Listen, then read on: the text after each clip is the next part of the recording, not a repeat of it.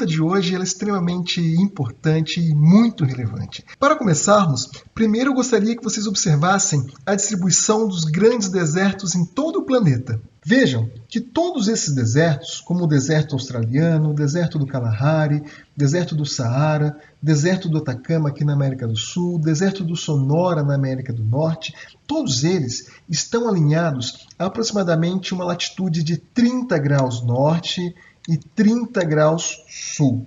E por que esses grandes desertos eles vão se formar exatamente nessas regiões do planeta? Para que nós possamos entender isso, eu preciso mostrar para vocês um modelo de circulação de ar na atmosfera terrestre chamado de células de Hadley. As células de Hadley se formam porque a intensidade da radiação solar recebida sobre a região equatorial do planeta, ou seja, latitude zero, ela é muito maior do que a intensidade da radiação solar que é recebida na superfície do planeta em latitudes maiores, como nas latitudes 30 graus norte e 30 graus sul. É por isso que as regiões equatoriais ou regiões tropicais do planeta são muito mais quentes. E além de mais quentes, elas também são mais úmidas, porque além de aquecer o ar na região equatorial, essa grande intensidade de radiação solar também é responsável pela evaporação de uma grande quantidade de água. Assim, o ar quente e úmido sobe, resultando em nuvens que, por sua vez, precipitam na forma de chuva, formando aqui nas regiões equatoriais grandes florestas tropicais. Porém, uma vez que essa massa de ar ela perdeu a umidade, ela continua subindo, só que ela sobe dessa vez seca e na medida que ela vai se deslocando para o norte e para o sul, ela se torna mais fria. Essa massa de ar fria e agora seca, quando ela alcança as latitudes de 30 graus norte e 30 graus sul, essa massa de ar ascendente, ela se torna agora uma massa de ar descendente. Então ela desce seca e fria, lambendo toda a umidade da superfície do planeta nessas latitudes de 30 graus norte e 30 graus sul. E assim, ao remover toda essa umidade, ela torna essas regiões áridas. Agora que nós entendemos, em linhas gerais, como funciona o modelo de circulação das células de Hadley, é bastante intrigante se nós pararmos para pensar por que o estado de São Paulo, que está localizado aqui nessa região aproximada na qual se formam os grandes desertos mundiais, não se trata de uma região árida, tampouco desértica. Em outras palavras, o que teria o Brasil e a América do Sul de tão especial que regiões nas quais são esperados a formação de desertos não ocorrem desertos? A resposta é a Amazônia. A Amazônia influencia diretamente o regime de chuvas do sudeste do Brasil, consequentemente do estado de São Paulo. E isso ocorre através de um fenômeno belíssimo que vem sendo popularizado ano após ano, chamado de rios voadores. E para que nós possamos entender como funcionam os rios voadores, a gente precisa entender agora um novo modelo chamado de bomba biótica de umidade. Vamos lá entender passo a passo do que se trata a bomba biótica de umidade e assim a gente vai entender como que a Amazônia influencia as nossas vidas através dos rios voadores. A teoria da bomba biótica de umidade ela foi proposta há menos de uma década e meia atrás por uma dupla de cientistas russos formados pela doutora Anastasia Marakaeva e pelo professor Viktor Goshkov.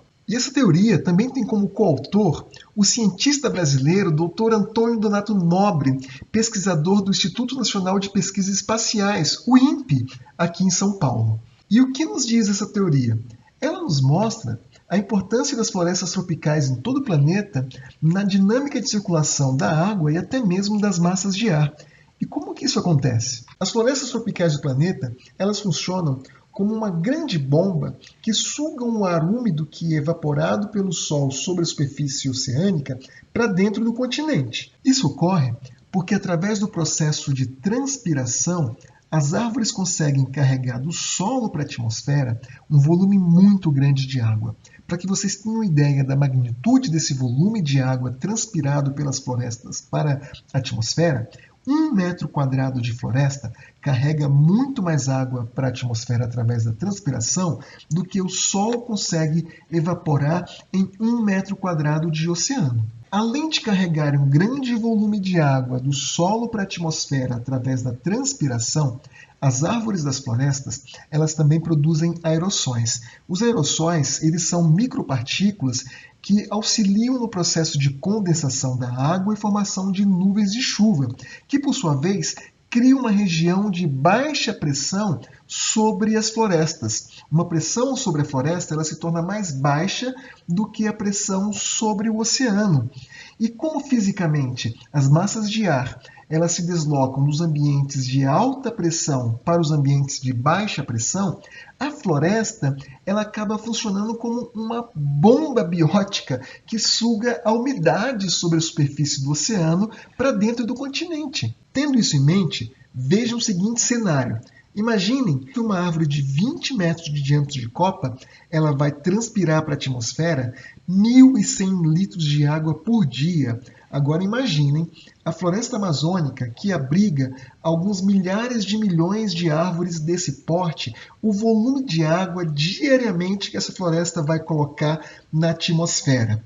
Para que vocês tenham ideia, esse volume de água transpirado pela floresta diariamente, ele supera o volume de vazão do próprio Rio Amazonas por dia. Ou seja, a água que é evaporada pelo Sol aqui na superfície do oceano, ela é bombeada ativamente para dentro do continente pela floresta amazônica, que atua como uma verdadeira bomba biótica de umidade. As árvores da floresta, por sua vez, carregam essa água de volta para a atmosfera através do processo de transpiração. E as árvores da floresta, elas transpiram um volume tão colossal de água que dá origem aos rios voadores. Os rios voadores são massas de ar úmidas e pesadas que se deslocam em direção a oeste pela ação dos ventos alísios que sopram de leste a oeste. Porém, aqui no oeste da América do Sul, esses rios voadores encontram uma grande barreira, que é a Cordilheira dos Andes. Essa barreira faz com que essas massas de ar se desloquem para sul e sudeste da América do Sul, trazendo as chuvas para São Paulo, que são tão importantes para o reabastecimento de nossos reservatórios, como é o caso da Cantareira, e que também é muito importante para poder mover a economia do estado. E é por isso, Márcio, que a gente não pode ignorar de forma alguma o que tem ocorrido na floresta amazônica recentemente. Os anos de 2019 e 2020 houve o recorde do número de queimadas e também do desmatamento da floresta. E embora a floresta amazônica seja imensa, ela não é infinita, muito menos indestrutível. Pelo contrário, ela é um ecossistema extremamente frágil.